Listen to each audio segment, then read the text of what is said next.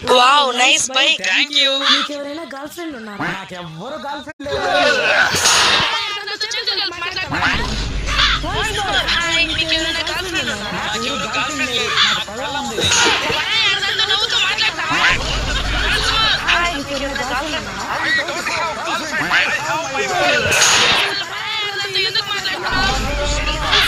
Hi మీకు ఎవరైనా girl friend ఉన్నారా?